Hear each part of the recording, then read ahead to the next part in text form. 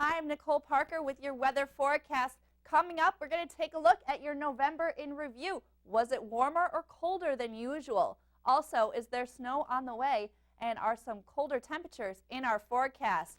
Now, taking a look at November, we saw some temperatures way above normal for most of the Great Lakes region. And as far as the rest of the coast goes, some temperatures above normal and reaching towards near normal in the south. And as far as the west coast goes, they saw some chillier temperatures, especially to the north and to the south in Southern California. But as far as Brockport goes, we did see some nice warm temperatures through all of November. Syracuse saw temperatures 6.1 degrees above normal for their season for November, a little bit less of a degree variance with 2.9 in Washington. But overall, it's been a very nice and sunny and warm November. Unfortunately, though, as we look into December, we see some of those snowflakes coming our way. Thursday was pretty chilly. We saw this high pressure system just to the south of us, and with that brought some colder temperatures down from Canada. We saw some pretty clear skies to just a couple of clouds, so not too much to worry about.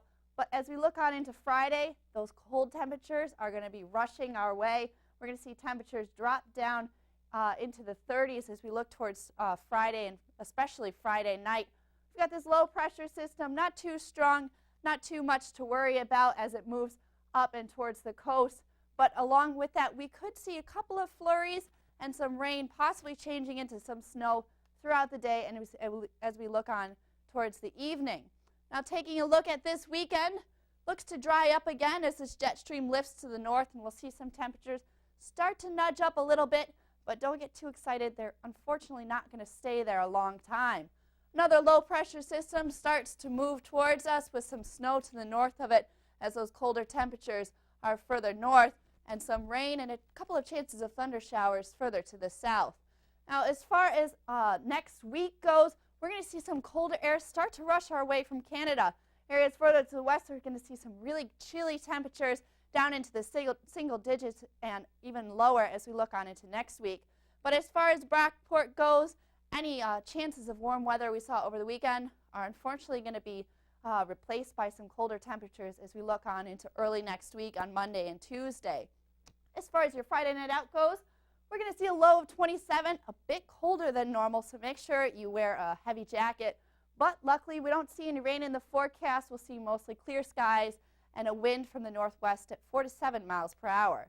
For your 5-day forecast, Friday, you're going to see a couple of rain showers moving into flurries as you look on through the afternoon, a high of 39, so unfortunately not as warm as we'd like, but nothing too bad to complain about as we look on into Saturday with some sunnier skies and a high of 46. Sunday looks to be a high of 56 and a couple of rain showers mixed in with that.